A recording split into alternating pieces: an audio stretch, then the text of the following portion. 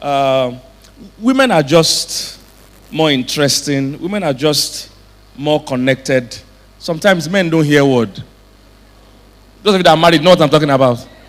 You talk and talk and talk 10 times before you even hear what you are saying. Praise God. One woman in her 5th-year wedding anniversary, they asked her, what was your biggest surprise? She said, for the first 5 years of her marriage, thought her husband was deaf and dumb. Because you tell him something, you'll be looking like this. He's not hearing anything you're saying. Praise God. So, I generally like to talk to women. And women are the ones that generally, they have bigger dreams for relationship. And they're usually the ones that, are not happy in relationships. Most men are happy in their relationships. I'll tell you why. Praise God. Most men are happy. Most women are not. Even though women are the ones that have bigger dreams concerning relationships. Women dream. So I love to talk to women. They are interested. They are fun to connect with. So I'm telling you 7 things I badly want to tell women. How many things? 7 things. And this is based on my short years and experience as a counselor and as a relationship coach. I thought if I had the chance to talk to women, what are the 7 things I would need to tell them? And these are the things. All right? It's based on all the experiences I've had counseling women and all that, all the cases I've seen. These 7 things are important and I feel all women should know it. So number 1, have standards. Have what? Standards, number 1. Ladies, have standards. Standards will save you. Standards will save you. Standards will save you. Have standards. The reason why many women don't have standards is that somewhere along the line, they are thinking that standards will actually drive the right men out of my life. In other words, totally the opposite. Standards will attract the right man into your life. As a matter of fact, you don't want any kind of man in your life. You want the right kind of man, and standards are actually the best way to actually screen. It's the best way to screen the guys that are not serious. Because, the way life works, especially, today, the way life still works largely is that women stay on their own and men do the toasting or the proposing or make the first move. Am I correct? That's how it happens. And the challenge with that is that as a woman, even when you see prospective guys or the kind of guys you think you like, you are not really at liberty, to really, really just go and tell them, say, hey, fine boy, what's up? I like you. You can't do that. So you have to just chill, until the guy notices you. However, for men, have the luxury and the liberty to look at amongst ladies and look at the one they like and approach that lady. Do you understand what I'm saying? Because of that, your best bet is to have standards. Standards will help you screen. Because anybody can come to you. Anybody is free to approach you. How do you differentiate those that are serious with those that are not serious? How do you differentiate those that you can share a life with and those you should never even share a handshake with? Standards.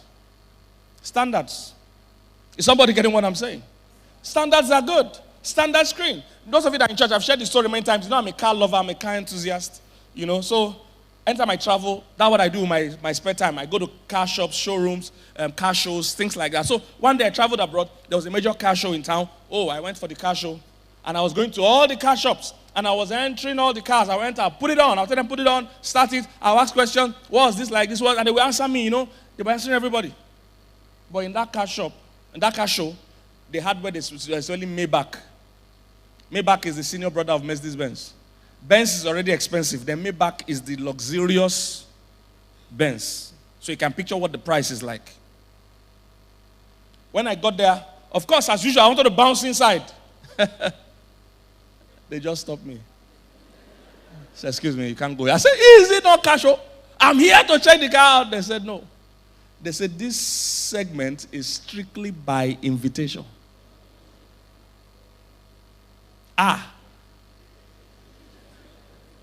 They said, do you have an invitation? I said, no, I invite myself. They said, I'm sorry. You know what?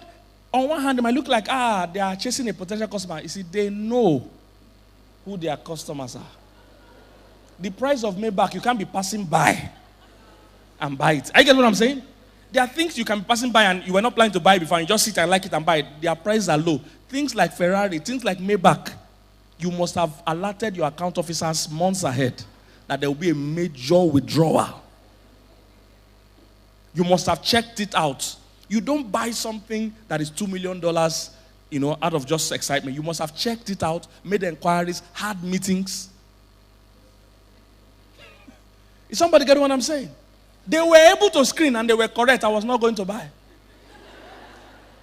I was not going to buy. I was just strolling past. People that are strolling past don't buy those guys. See, you need to put value on yourself.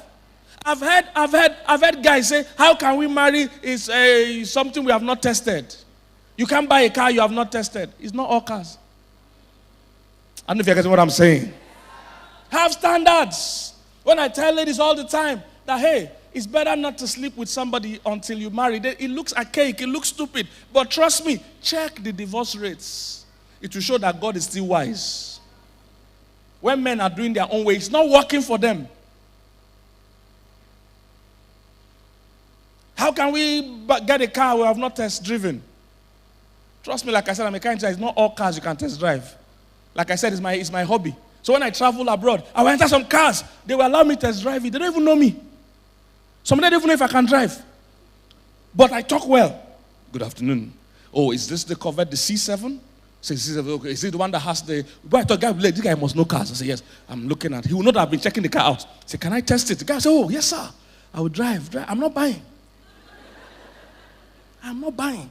I'm just testing. But there are some cars I enter. There are some shops I enter. When I enter a Ferrari shop, when you even enter, nobody is attending to you. You enter the door, nobody's answering, everybody's walking. By the time you go around and you are seeing the price tag,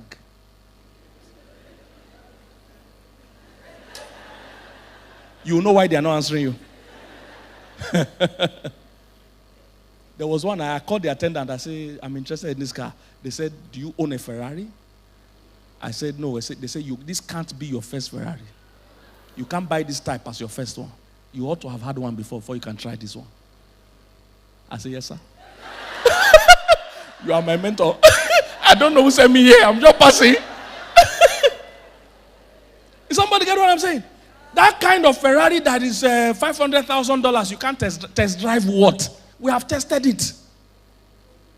You can't test it again. So one guy was trying to convince the guy, but I need to test the car. The guy said, you know how much this guy is? If you test drive it, if something scratch, if somebody hits you, what English are you going to be saying? Excuse me. I don't know if you're getting what I'm saying. They say, go and bring your insurance for you test drive it. That way, we are covered. We can't just test drive. The point to that is that it's not all cars they test drive. That's what I'm trying to say. The ones that have value are not available for test driving. Do you know those cars they test drive in a car lot? By the time they are selling, they are not selling it the price. They are, in most car shops, they have a car they allow everybody test drive. After many years of people test driving that car, they will sell it way lower than its real price because it was the car they were using to test drive. It happens to many women. You allow people to be test driving you. And the thing about test drive that I must not buy. After 2 hours of test driving, I say, I'm sorry. This is not what I had in mind. That will not be you in Jesus' name. So have standards. It's okay to have standards. That's the point. See, standards are not bad. They are good. Standards don't drive away the wrong people. It actually drives away the wrong people. It doesn't drive away the right person. It drives away the wrong person. Standards are good. Standards are good. So I told them on the island, I said, don't be those kind of girls that say, I can't marry a guy that is not rich. That's a wrong bar. You are using the wrong parameter to measure. There are mad people that are rich. So just saying I can't marry somebody that is not rich is not the right thing to measure. Look for real values, real qualities to measure the kind of person you want to spend your life with. These are the things that, see, a lot of women are in marriages where they are being treated like slaves. They are being treated like a lower being.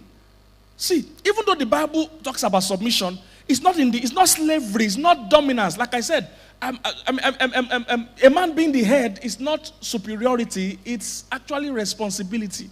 He's the chief responsibility officer of that house. He's not that he's superior to everybody in that house. I don't know if you're getting what I'm saying. But many women, that's the approach they use. They'll say, oh, me, I don't have sense. I just follow this man. No. Sometimes you are way smarter. In fact, many times you are way smarter. But God, because of order, he has to put somebody in charge, or else there will be chaos. If all of us have to, if we're trying to get out of this hall in a hurry, if we all go together at the same time, it will take us longer. If we line up in a file, in a straight line, we will get out faster. That's what God was trying to achieve, order. Is somebody getting what I'm saying? So have the right standards. Not, I can't marry a guy that doesn't have money. What you should be saying is, I can't marry a guy that doesn't respect me. That's a better sense of value. That's what you should be saying. That, hey, if you can't respect me, we have no deal. Be saying things like, I can't marry a man that doesn't listen to me. That's a better thing. Don't say I can't marry a man that doesn't have money. The Bible said, who can find a virtuous woman? Her price is more than rubies. The day you fix a price on your dignity, there will be somebody that's willing to pay it. There are people that have stupid money. So once you say, oh, I can't, they'll just say, we'll pay. Somebody get what I'm saying? There are people that have crazy money. So money can never be what you use to measure your value. The Bible said her price is more than rubies, meaning that there's no amount of money you can use to measure her value. You must never make any amount of money the thing that makes you do something or not do it. Every time I watch on TV or whatever, when people say, if your wife is upset, just send her alert. I just laugh. I say, what kind of women are these people marrying? That alert can, if your alert can move her, other people's heavier alert will move her. Just send her alert. Really? How cheap? There are some guys that are rich, in countries, there are some countries where you can't park in certain places, they will give you a ticket. You know those places. There's some guys that are so rich. Because they don't want to go the distance to park in the right place, they will park in those places. And they'll say, we're going to give you a ticket. They say, we'll pay. They're that rich. If money is the only punishment, there are people that will pay. Say, if you slap me, if you slap somebody, it's $500. They say, they will drop 1K and give you 2 slaps. Are you guys what I'm saying? Once you put your value in cash, there are people that will pay and mess you up. You must put higher standards than money. Don't be those kind of girls that say, I can't marry somebody that doesn't have a car. All Uber drivers have car. That can't be what you are using to pick. That doesn't screen well. There's a guy, I watched the video, some of you have seen it on social media. A guy that flew his car from UAE to America. He flew his car, a Lamborghini, from UAE to America to drive the car from America to Canada. He flew it. So police stopped him and said, your car has foreign number plates, UAE number plates. What's the problem? He said, nothing, that I flew my car to drive it here. The guy said, but you have to have local plates. The rich guy said, no, that he has all the documents, that is something he does normally. That he has all the documentation. The policeman never heard that kind of thing before. And the rich man was now making an example to the policeman, saying, it's just like when you want to drive your car in Europe. You just fly to Europe. The policeman said, I don't drive my car in Europe. You see, but that was the normal experience of that guy. He's used to flying his car anywhere he's going. You know the way you carry bag or carry your shoe when you're traveling? Some people carry their car. Do you know what that means? You pay exports, you pay customs, you will clear it. Then when you finish, you will export it back. Do you understand? Once money is what you used to brag, there are people that will pay. I'm just trying to tell you. So you can't say, I can't marry a man that is not rich. What if he's a madman and is rich? What if he's an abuser and is rich? What if, this is why many women are in marriage where they are being abused, because the only thing they said they wanted was that he must be rich. So he was a rich madman. He met your criteria. He must be rich. He said, I'm rich, but I slap. So in the Range Rover, I'll be giving you long range slap. There are many women driving fancy cars, they're having horrible lives. No respect. What you should be saying, I can't marry a man that doesn't respect me. That's what you should be saying. If women had standards, they'll be happier in marriages. They'll pick well. And it's not even just when you're single, even when you're married, men do better with standards. If you leave men, men don't guide themselves well. It's just how men are. They can be reckless. It's you that will constantly tell them, hey, you can't cross this line. And you will mean it. When I hear the kind of things some women go through, as in they're in some marriages where they are constantly being abused, constantly. How did you allow it get that far?